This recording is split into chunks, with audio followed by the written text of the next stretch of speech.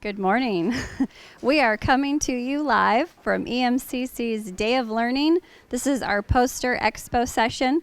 We are super excited to have all of those of you who are online able to join us and see what's happening here in the Estrella Conference Center. We're going to take a minute, we're going to walk around, and we're going to talk to each of these tables and learn a little bit more about what they're doing. So again, we're excited to have you here with us, and let's go ahead and get started. Let's go over here, Dan. All right, so we are here with Steven Shapiro, and I'm going to let him introduce himself, tell you a little bit about what he's got displayed here and what he does here at Estrella Mountain. Sweet, thanks, Paula.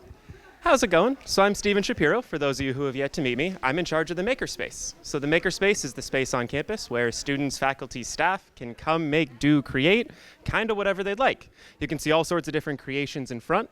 We do all sorts of stuff from 3D printing, vinyl cutting, full wood shop, laser engraving, and we'll teach you how to use anything, whether it's coming in for something like a class, something like this was a pen that was turned into class, or a screwdriver was from our kids' college class.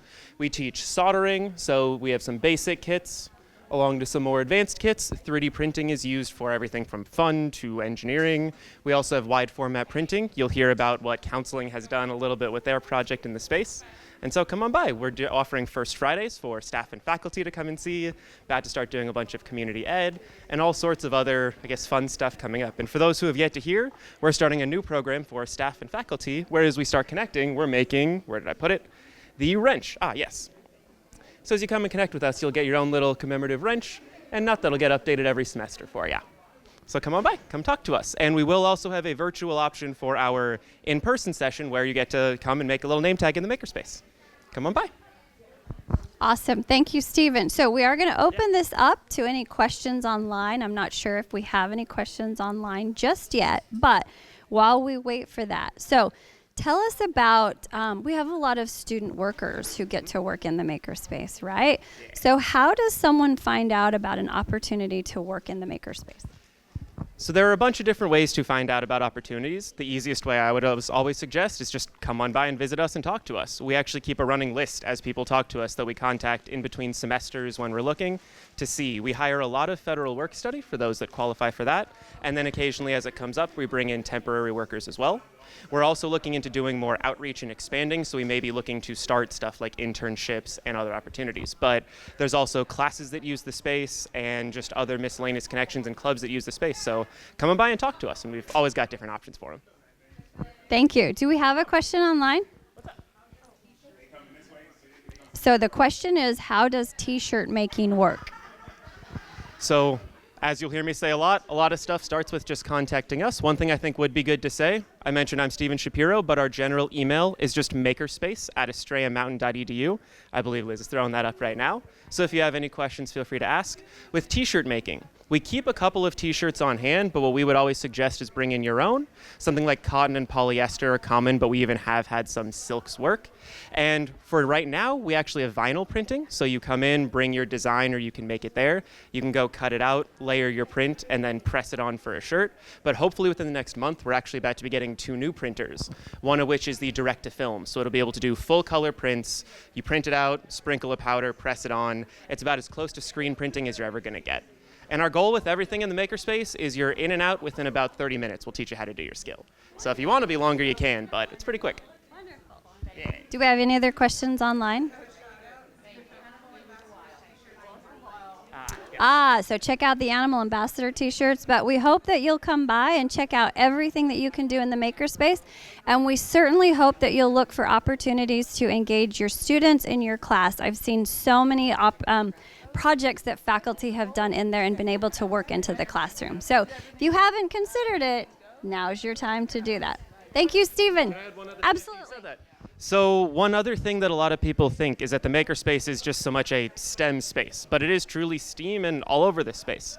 As I mentioned, you'll hear counseling talk about their project where it was, think about, an object that you'll use in the future. I don't want to steal too much thunder, but there's a lot of opportunity that's outside the box. So even if you just have any questions into what could I do or could we do this, bring it up. We'll see what we can do. All right. Thank you, Steven. All right. Yay. Thank you for the virtual clapping. We're going to move right over here to Kristy. Hi, Kristy. So tell us who you are. We've got viewers online, and they might have some questions, but tell us who you are, which division you work in, and then what you've got here. Alrighty. I am Dr. Kristy Miller, and we are the BS division, Behavioral Sciences. And so we have a whole plethora of what we're doing this semester. So in the front, we have zines that sociology classes make, society and gender. We have biopsych brains and cell bodies. We have biological anthropology with all your little skulls. And then we have archaeology and anthropology with all of our fun little things. And so we have an interactive thing going on where you get to draw a question, and it says, what am I? And then you get to figure out what it is. So the first one is, what am I? A coprolite. Anybody know what a coprolite is? It says, AKA, a coprolite is poop. So can you find the poop? I'm going to go with this one. Excellent choice. This is coprolite. It is fossilized sea turtle poop from about 3 million years ago. Nice job. Well done. So anyway, this just represents all of our class. So biopsych, research statistics in psychology, sociology, and anthropology. So we've got most of them covered. We don't have economics or social work today, but they're in there too. All right, so we'll see if do we have any questions online yet? Okay, so one of the questions I have, though, is I know a couple years ago you started some digs out on the Estrella campus. Tell us a little bit about that project and what you're doing with students in that space. So I started a simulated dig for our archaeology classes. We do New World archaeology, Old World archaeology, and then our biological anthropology students also get to do it and dig up human bones, but not really. It's fake. Their whole thing is fake. And so we built these boxes. You can't actually dig in the dirt unless you are qualified, because you will find things here in the valley. And so I have simulated the dig. We have these boxes where the students get to excavate down. They get to go through a few layers of stratigraphy, which means they go back in time. And all the classes that want to come, our online classes, are invited on a certain day of the week to come as well. And they literally dig in the dirt for a couple of class periods. They record what they find, they photograph it, they keep track of it, and then we go back into the classroom and analyze it. Oh, wonderful. All right, do we have any questions online yet? Okay, I'm going to put... Oh, wonderful. Welcome, the 2 more people who joined us. I have a question for you, a little bit on the spot, but what are some ways that maybe other disciplines could maybe work with your discipline? Where are some interdisciplinary opportunities? Actually, with us, there's tons, because obviously culture is everywhere. And so from my examples are, I work with biology a lot. We share a lot of resources and a lot of students. Also the garden. I teach ethnomedicine. And so we're actually talking about collaborating on ancient ethnomedicine and then GMO versus non-GMO, and how can we tell through archaeological remains kind of stuff. I know that the statistics, can't say that word, classes, they do a variety of different stuff. They look at all kinds of different disciplines. As you can see, they do the same kind of results and analysis as any of the other STEM programs.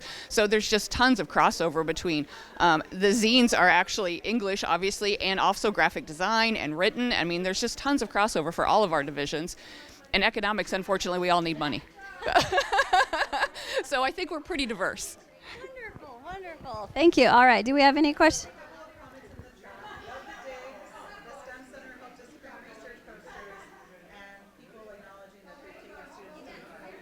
Okay, so shout outs for the dig that you're doing, shout out for the garden, shout out for the STEM Center and posters. So again, just sharing some of the wonderful things and sharing some kudos for the work that you're doing. Thanks so much. Thank you, Kristy. Bye. All right, we're going to walk over here.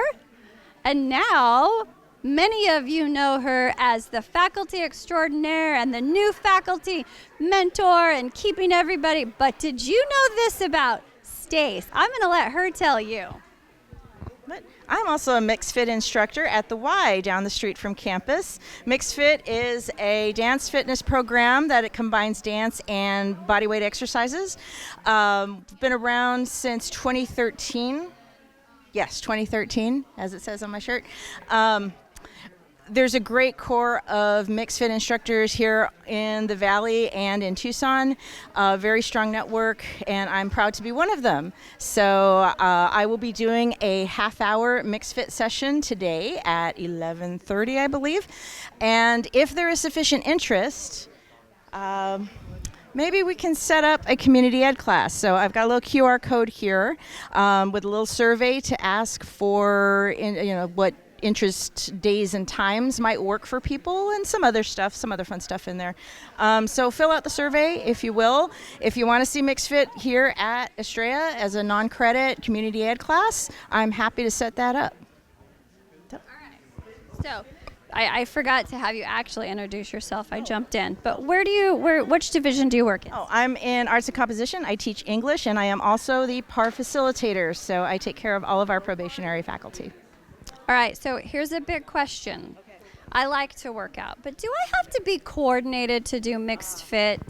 You do not need to be coordinated to do MixxedFit. It is, a lot of the stuff is repetitive.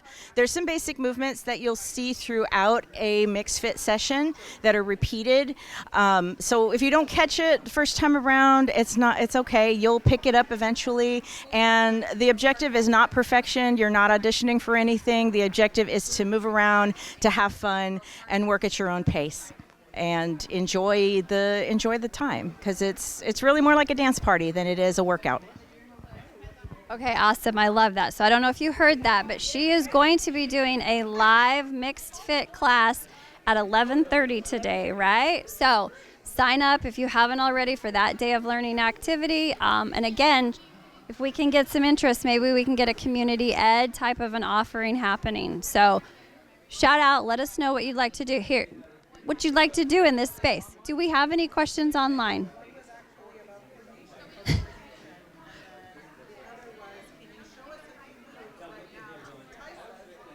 Oh, all right. Let's span back. So this is a basic pump. Oh, yeah.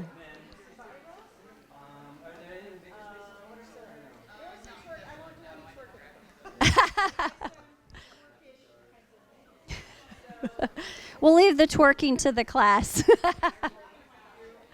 Awesome. Any other questions online?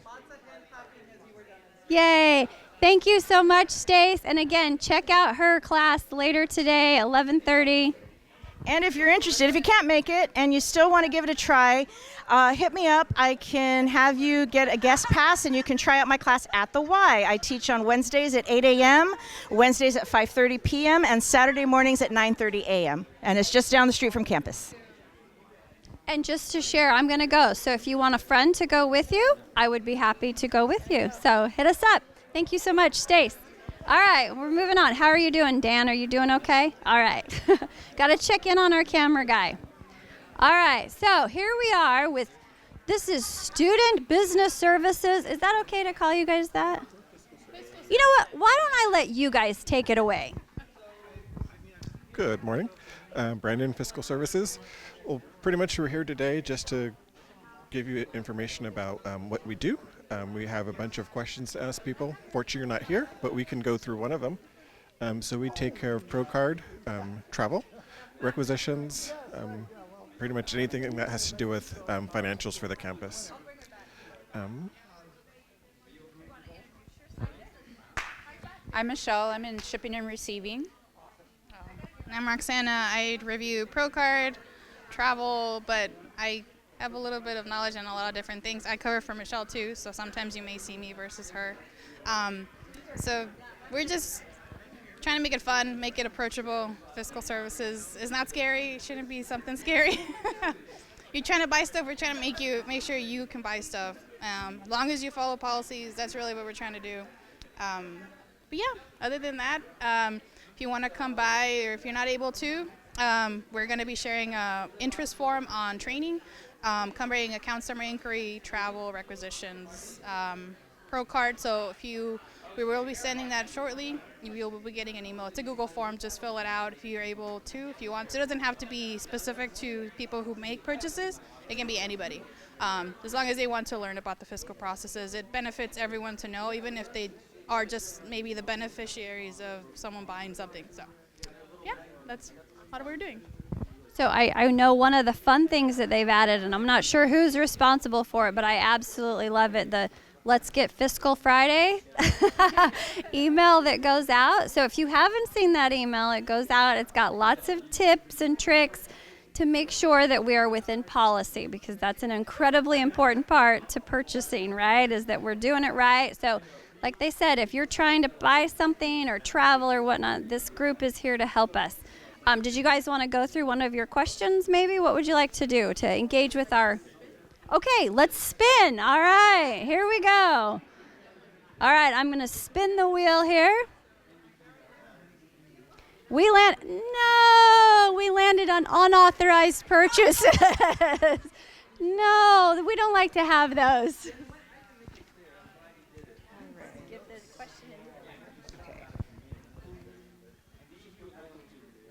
Who should you notify when an unauthorized purchase has been made?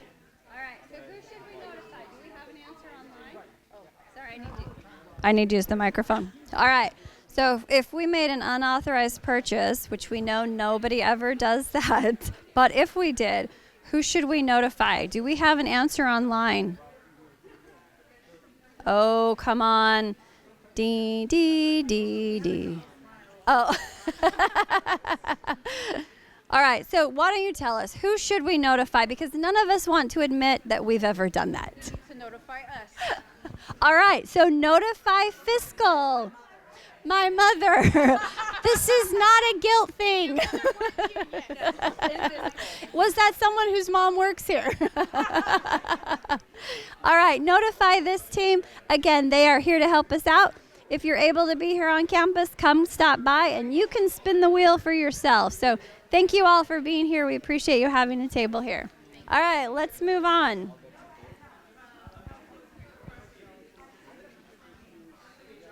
We're going to come in here next to Lyle, who's got his fitness and wellness table set up. He's already talking with someone. So see, we got lots of people walking around here, checking things out. So here in just a second, I'm going to hand it over to Lyle, and he can do an introduction.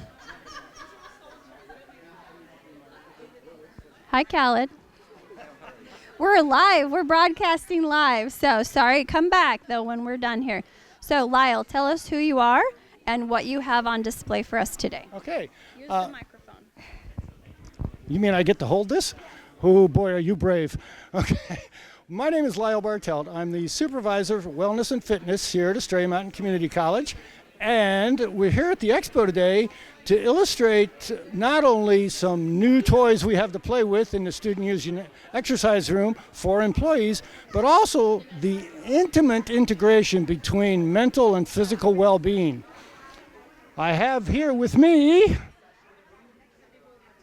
a brand new type of exercise bike that we have in the union for employees to use. There'll be time blocks set up where you can come in and do a 15 or 20 minute physical activity relaxation break.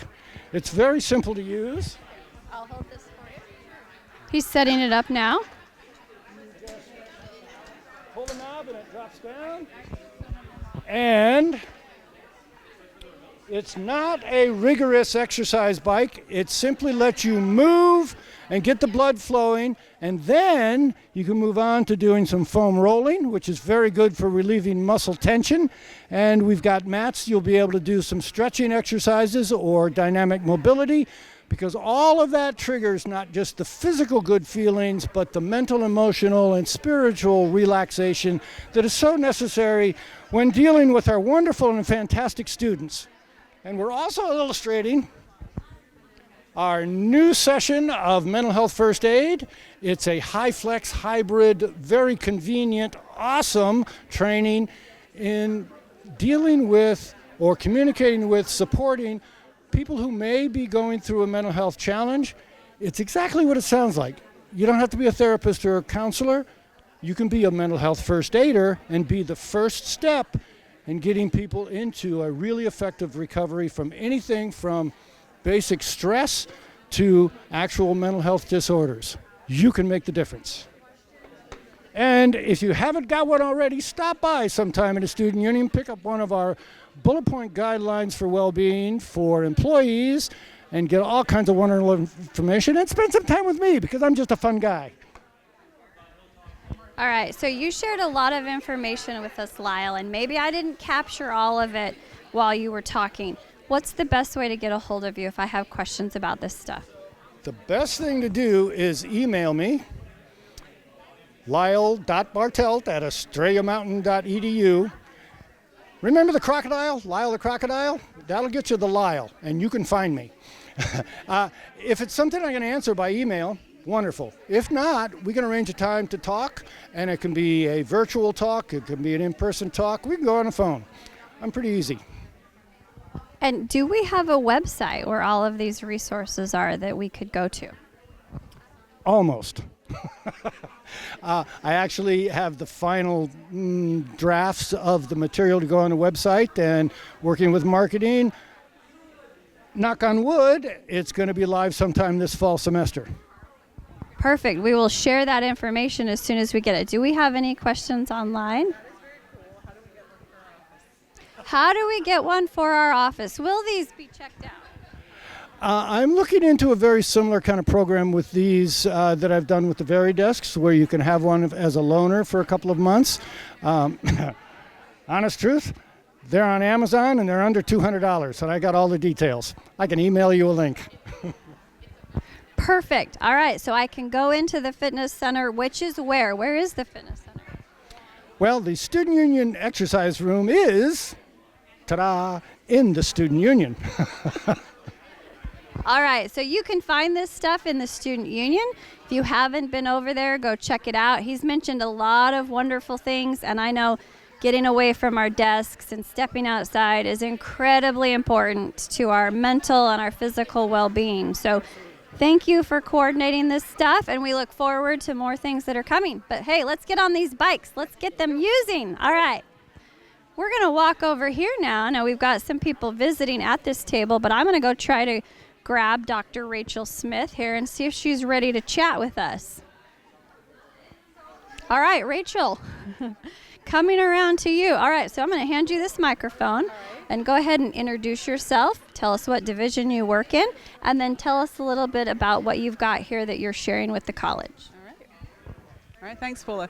My name's Rachel Smith. I'm a biology faculty member here at EMCC, and today I am sharing our project on native bees. This is a collaboration with a community college in California called College of the Canyons. They have a big grant, and they are partnering with community colleges across California and two in Arizona, and we're using the college campuses as areas to survey for native bees. So native bees are not very well known about or studied, and so using community college campuses that are spread around in random places is a really good way to survey diverse habitats all across various states, because there's urban ones, there's rural ones, there's suburban ones like us, I guess. So what our students have done is you go out with a net and you run around the flowers and you capture the bees,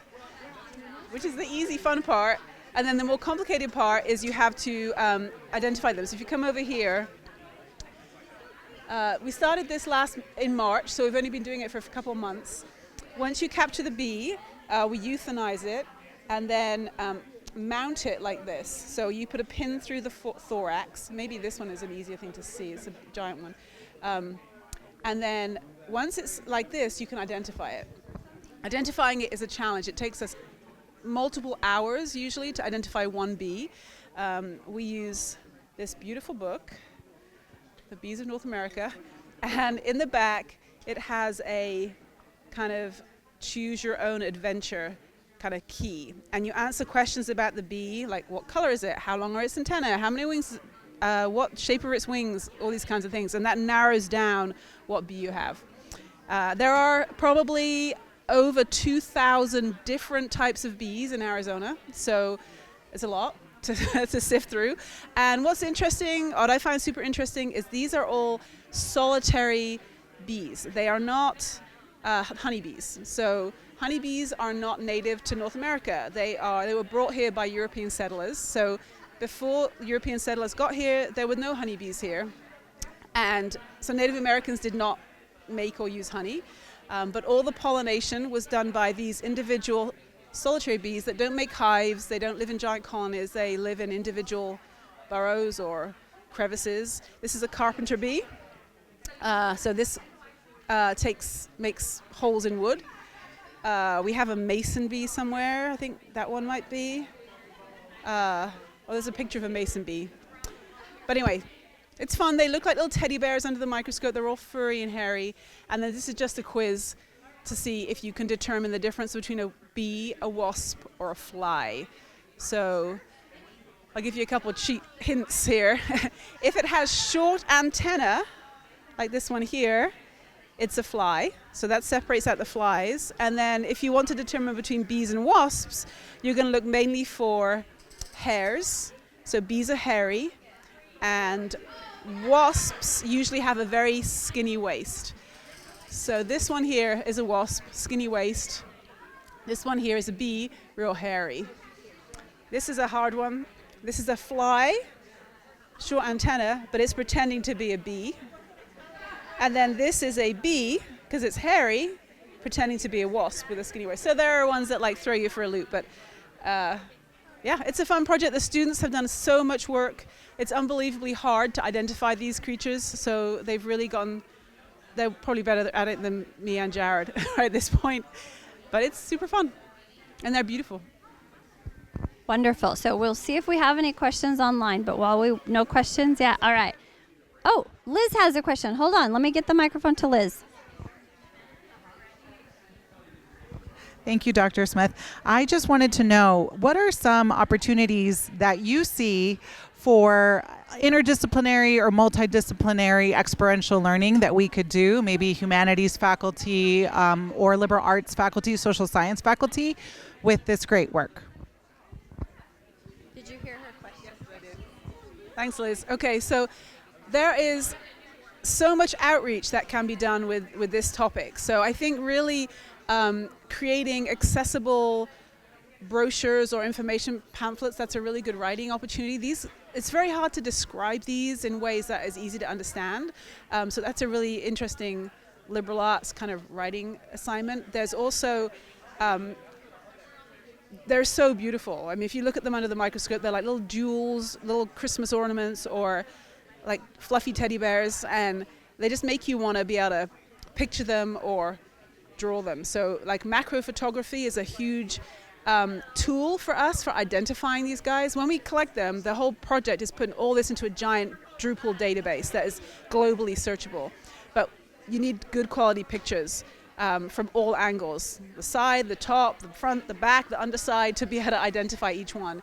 So that's another really, learning photography skills will be super important. So I have one very important question. So once you trap the bee and you begin to identify it, does the bee go back outside, or does it end up in one of these boxes? Yes, we have to euthanize them to be able to identify them. It's impossible to identify them while they're still alive. We don't capture any bumblebees currently because there is a bumblebee that's on a listing to potentially become listed as an endangered species, so we don't want to mess with that. But we have a collecting permit from Arizona Game and Fish, so this is all legitimately okay, and we try and only capture 1 or 2 of each species. So, I have one more question. Do all bees sting? yes, they do. However, there's not been, so this project is in probably 25 community colleges, and we're coming on the 2nd year. So there's a lot of people out there doing this, and no one has been stung yet. And yeah, they really don't. All right, so there's been no harming, well, no stinging yet. I will say, though, that honeybees, people mostly know this, honeybees, when they sting you, they die, like the common honeybee, Apis mellifera. These native bees, when they sting you, they do not die. So they retract their sting from you and live another day. But they've not stung us yet. All right, awesome. Do we have any questions online?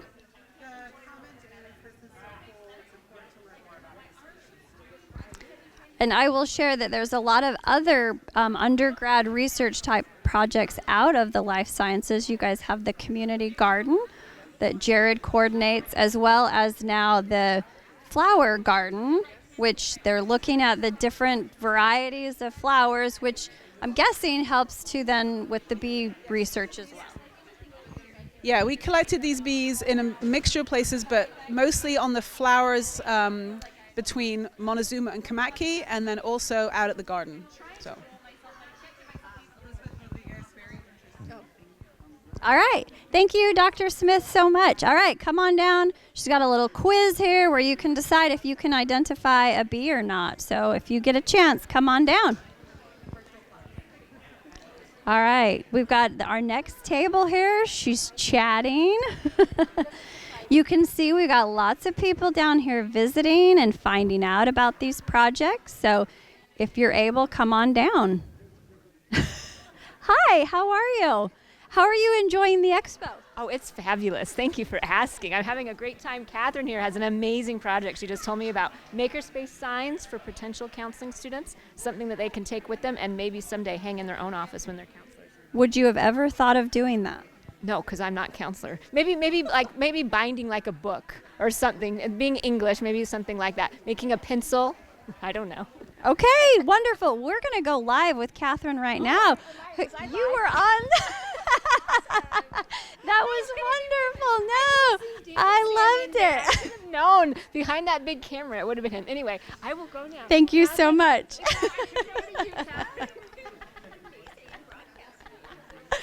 All right, so we're here next with Catherine Cochran. I'm going to let you introduce yourself and tell our virtual audience what you've been doing and what you're displaying here. Okay, thank you, Paula. Hello, everyone. My name is Catherine Cochran. I'm counseling faculty. I also instruct CAP 120. It is Introduction to Counseling. It is a hybrid class, so we have it face-to-face and online. And so about a year ago, I met with Dwayne, and I've been hearing great things about MakerSpace. It was a great resource I kept hearing from other faculty and staff at our campus, but I didn't know how to incorporate it with my class. So first step was I reached out to Dwayne. Dwayne came, met with me. I said, this is my class.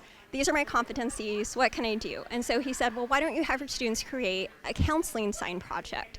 And so it could be a little something that goes on their desk later on. So here at Estrella, we offer the counseling applied psychological science degree, and it's the very beginning of their counseling program. So they have their associate's degree, they still have to finish their bachelor undergrad, and then go into at least a master's. Our students go into drug behavioral counseling, mental health counselor, school counselor. So those are the career routes. And so something tangible that they could put on their desk or hang in their wall after their college career. So I set up, I connected with Steven at MakerSpace. We set up a class time where I could take my students over. We did a class tour about an hour. We saw all of MakerSpace. We saw all the great equipment. After the class, a student approached me and asked, Ms. Cochran, can we do more than just an actual sign? Can we create a t-shirt? Can we create a poster? So I let the first class build the project with me. And so they invested a lot of their great ideas, and I said, why not? And so it was really incredible. So I have pictures here. This was the initial class. This was fall, and so some students did a t-shirt. MakerSpace does have some t-shirts. They're free to our students, or students can bring in a sweater or a t-shirt from home, and with their machines, the vinyl cutter and other graphic machines, they're able to create t-shirts, graphic posters. Some of them did create a sign, and then at the end of the semester, students brought their projects to class and they presented with their students. Now, spring semester, we understood the project a little bit more. It continued to evolve. So I started to reserve time outside of class with MakerSpace. So my students could go outside of class. I would advertise, okay, this week we have these times set up. You can go to MakerSpace. You'll be able to work with MakerSpace, these machines. And then I even did a discussion board selfie. So I kept them accountable. So my students were able to go to MakerSpace, had to take a picture, a selfie, discussion board. And so I knew that they were there doing their project. Then at the end of last semester, they presented during finals week. We celebrated them and we saw the great work and an incredible project. So this is from spring, and you can see the evolution of the projects. I had a student create a skateboard, and so I've never had one of those. So we had a skateboard, we had a couple of 3D models, and I still am evolving this project. I have new ideas I want to incorporate. I wrote a CATS on it. I incorporated it into our competency, our course outline for the CAP 120 course. And so it's a tangible way that students can share inspiration and self-care as a counselor with students and their potential clients in the future.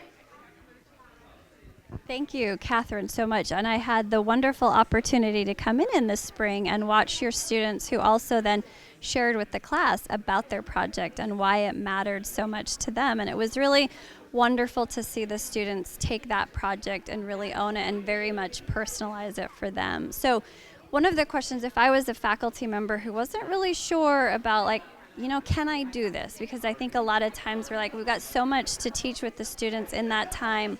Like, can I incorporate something like this? So if I were a new faculty and I reached out to you and I said, like, where would I start? What advice would you give?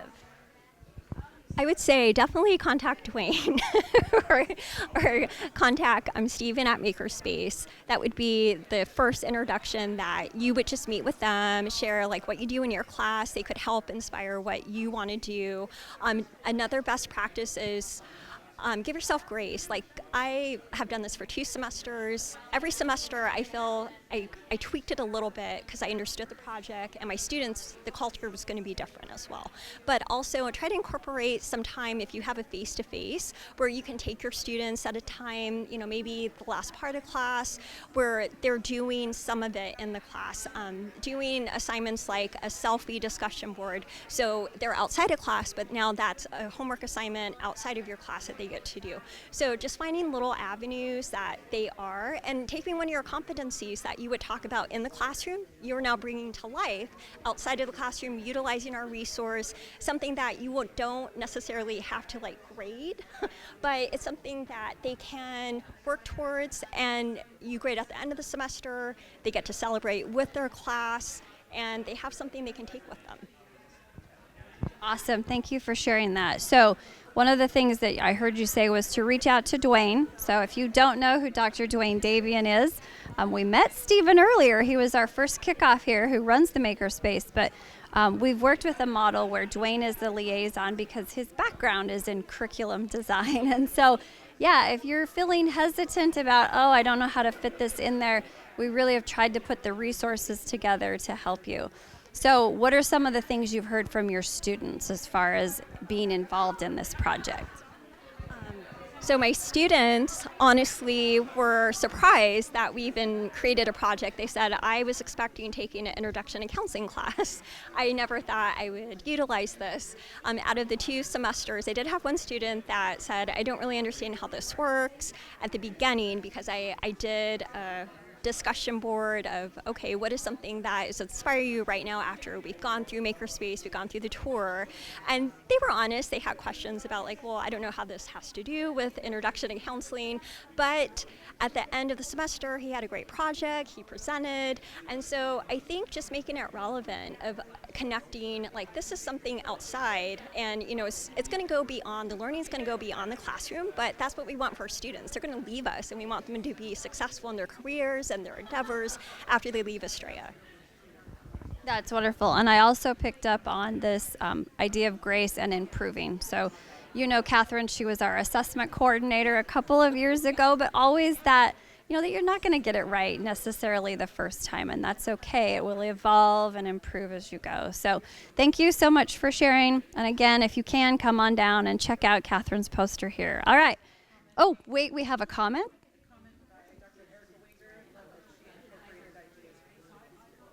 Okay, so good job incorporating student ideas and listening to that feedback, right? So awesome. All right, let's move on down. We're almost done. These next 3 groups that we're going to talk to, they're kind of all have a little bit in common. So you might pick up on some things that are similar between them. But I'm going to hand this off to Grace Kirker, have her introduce herself and who she's got working with us, and then tell us a little bit about your display. Thank you. My name is Grace Kirker. I'm with the Center for Workforce and Experiential Learning, and this is Eric Brown. He's also on our team. And so our role is to support students through work-based experiences. So that includes career interviews, job shadows, internships, field placements, as well as service learning.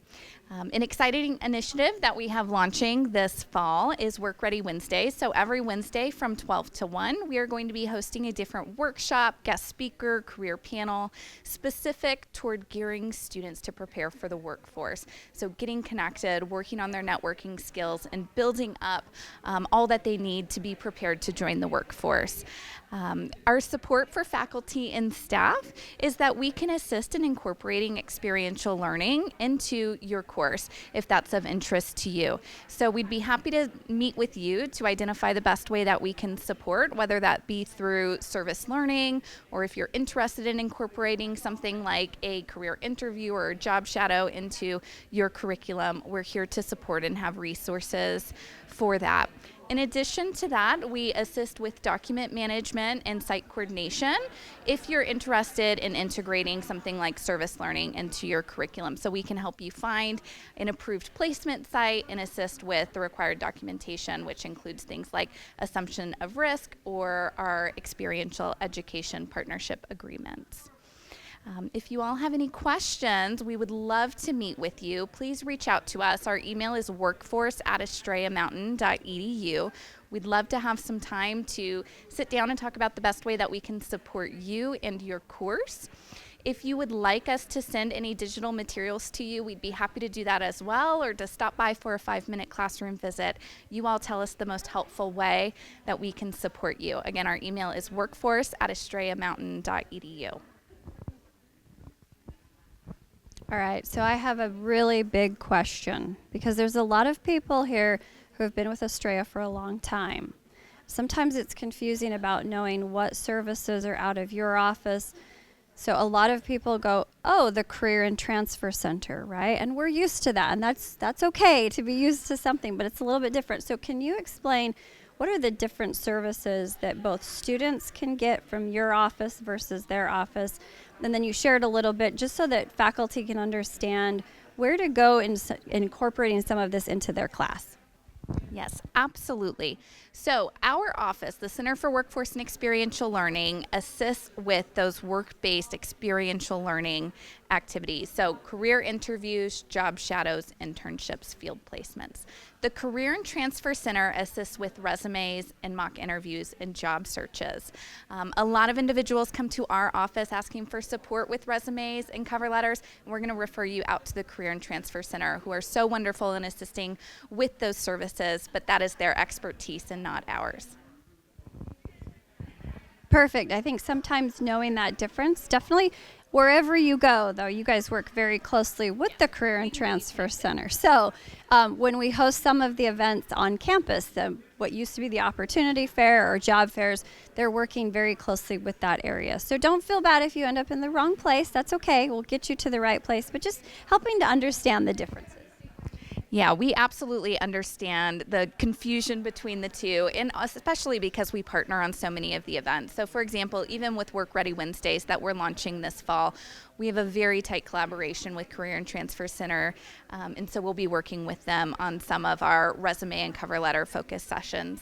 And again, with our Opportunity Fair, we also partner closely with them, so it's understandable. But the distinction is resume, cover letters, mock interviews with Career and Transfer Center, and internships, job shadows, career interviews with us. Awesome. Do we have any questions online? Yay. I love hand clapping. All right. Well, thank you, Grace and Eric, for being here. So go check out the Center for Workforce and Experiential Learning. You guys are located where? We are located in Camarqui North, next to Plaza Gallery. We have an outside entrance. Right next to the tree on the wall, right? All right, awesome. All right, we're moving over here to our next table. I'm going to let these two beautiful ladies introduce themselves. They are also somewhat connected to what we might call workforce development, but in a little bit different way. So take it away, Joanne. Hello, my name is Joanne Kingman, and I am the college liaison with industry partnerships in the West Valley mostly. And this is... Hi. Hi, my name is Ivette Rodriguez. I am our coordinator for the semiconductor program at EMCC, and I'm located at EMCC at West Mech, which is out in Buckeye. Hello again. What we do here in our department in workforce development is we work with industry partners along the West Valley. We mostly work with advanced manufacturing companies. We also work with energy companies. We have recently started working with data centers, battery storage companies, and semiconductor companies. What we do with these companies is we work with them to find out what their needs are, and we help them build their talent pipeline.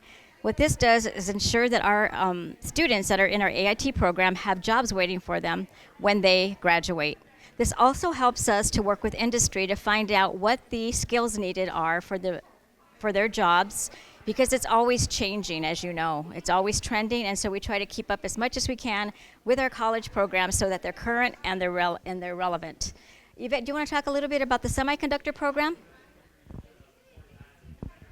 So EMCC, along with 2 other campuses within Maricopa, MCC and CGCC, has the 10-day semiconductor boot camp.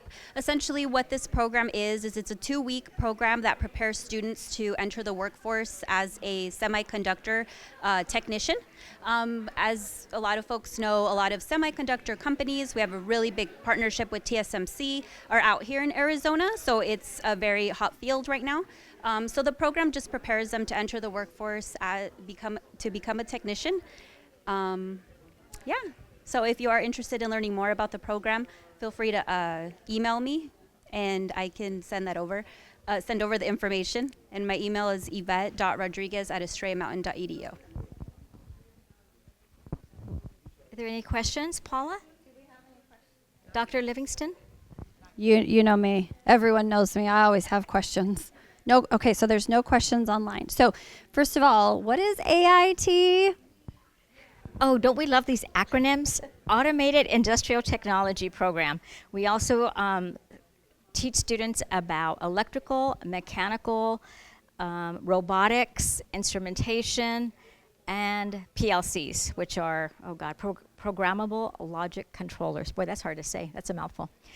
These skills can be used across the board in several different industries. That's what's so unique about these programs, is that we're not teaching to one specific industry. We're actually teaching skills that can go across many different types of industries.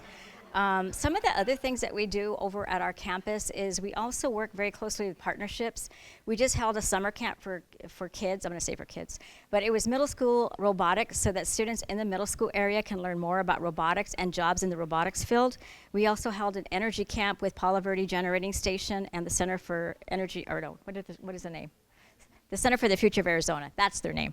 And they sponsored our programs. And what we did is we invited girls over to our campus in grades 3 through 5 to learn more about energy careers, and also learn a little bit more about STEM programs. And that was really kind of a fun, adventurous program that we had. It was a lot of work and it was hot, but it was really fun. We also just hosted a teacher externship program, which allowed some of our college faculty and staff, and also some high school teachers in the West Valley, to go out to Palo Verde Generating Station and learn more about their careers, learn about clean energy and what they do, in hopes that these teachers will go back and talk to students about careers in energy and renewable energy. Anything else, Yvette, that you want to add that we do out in our way out in the West Valley? Well, we invite you to come out. We are happy to give tours of the Southwest Campus. And if you need us, we are on the email, obviously, joanne.kingman@estrellamountain.edu. Thank you. Thank you. Thank you, Joanne and Ivette. And I know that Ivette is coordinating a workshop. I don't even really know what to call it. A student. So we'll be hosting a conference on October 11th and 12th, and it's going to be for our automated industrial technology students, just to give them some additional resources in preparation to enter the workforce. So that'll be a really good opportunity for students to take advantage of. Thank you. Awesome. Thank you both. All right, we're going to move over here. Oh, hold on. Comment. Great idea for summer camp. Yes, we definitely try to get down into the middle school and even the elementary school early on. We know that, especially for girls, sometimes we grow up thinking that these STEM fields are not for us. And this is absolutely a field and an industry that that women should certainly participate in. So thank you both for all of your work. All right, we're going to move on here to our very last table. Last but not least, I'm going to turn it over to Katy to introduce you and who's here with you and tell us a little bit about community education. Thank you. Good morning. My name is Katy Mendoza, and this is my partner, Graciela Flores, and we're a part of the community education team here at Estrella Mountain Community College. So you might wonder, where are you? So you can take a look at our little map here. We're in room KE 107, which is right next to the Welcome Center, and we're also partnered here with Grace and her team in Experiential Learning. What we offer is information for our students and the community on these 4 areas that you can see here. So we cover Kids College. We just finished that summer experience up, and Graciela will tell us a little bit about that. So Kids College, a lot of people are familiar with it. If they're not, it is our summer program that offers different hands-on educational summer experiences here on campus and also in partnership with our West Met campus. So we have different types of camps ranging from culinary, MakerSpace, and even our Animal Ambassador program. So these age ranges are 6 to 17.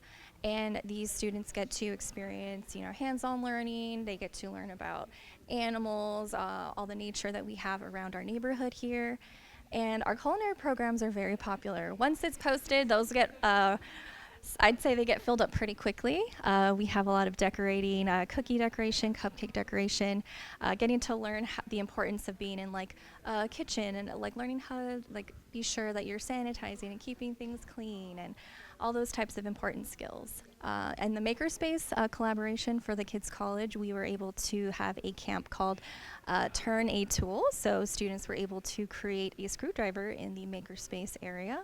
And we also had a MakerSpace camp where students got to experience a science fair fun camp. So for those students who maybe didn't get to experience that science experiment type activity in their school. So that was a great experience for those students as well. And we also had what was the first one? Oh, build a walking robot. So students who are more hands-on, maybe interested in electronics and maybe STEM, they got to learn a lot about that as well. So those programs are in the summer, and we're already trying to start planning for summer 2025. Thank you. So we're working at building our program offerings for Kids College, and we'll be starting to reach out to faculty members as well to see if they'd like to engage. We had quite a few of them participate with us this time. I know the big question that might be out there right now is, did we get samples from Kids College and culinary? We did not. No. Wish we had, but we didn't. Let's talk about our other programs. For ESOL, we just finished up a couple of course offerings in levels 1 and 2, and now we're branching out and taking into this next fall semester, levels 1 through 4.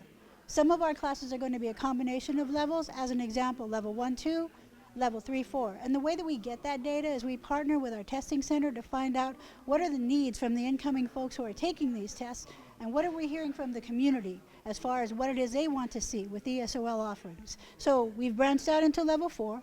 Will we go to level 5? I don't see a need just yet, but if you're hearing that, please let us know that, because then we can be more aware of whether or not there might be a need for level 5. With our workforce training, what we have right now is we partner with area businesses that ask for specialized training, and we work to build that curriculum for them. We try to do this at a price point that's reasonable for both sides. So in one case, we've got right now a Spanish language acquisition course that we're building in partnership with a community member of ours. We're also opening it up to the public, and that class launches next week.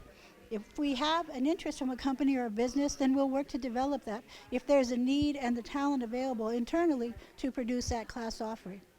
In addition to that, our online courses are available from our third-party vendors, and the one that's highlighted here is Ed2Go. So you might see the flyers or the stand-up displays around, or sometimes we have bookmarks to promote our different course offerings. This is ESOL, and then there's a software front-end and backward developer here. We share this information not only within the college community, but also with the surrounding community using our 2 area libraries and our community partners. Then finally, personal enrichment. And that's a nice one. We've had that. It's been here before in the past. And if you are a faculty member or somebody who's listening now and wondering, gee, can I get involved in that? Please reach out so we can talk about the possibility of doing something like that.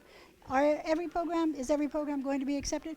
We don't know. It's based on need, demand, space, and cost. But when we look at the big picture, personal enrichment supports not only our college, but the community as well. So 2 classes that we're looking at launching this fall include one that's going to be developed on basic computer skills. How do you turn it on? How do you save a document? What's Excel? What's a left click and a right click on a mouse? Those are the types of skills that we assume adults may know, but they don't. And we're hearing that all the time. Another one is a basic GED prep class that we hope to offer this fall in support of the many people who have asked us, do we have that particular class available? We don't at this time, but we'd like to develop it and offer it. So we're hoping to do that at a reasonable cost so that the community can benefit, and we can also bring in people who will see the additional programs we have here and hopefully enroll as an Estrella Mountain student. Personal enrichment, I think that covers all of them. Are there any questions? I always have questions. Do we have any questions online before? So yes, computer skills for adults is truly needed, and then there's just a computer hosting. Awesome. So yes, computer skills are needed. So real quick to everyone online, you can see kind of some similarities between these last 3 tables in providing maybe some of that stuff that's outside of what we might think of the traditional credit offerings.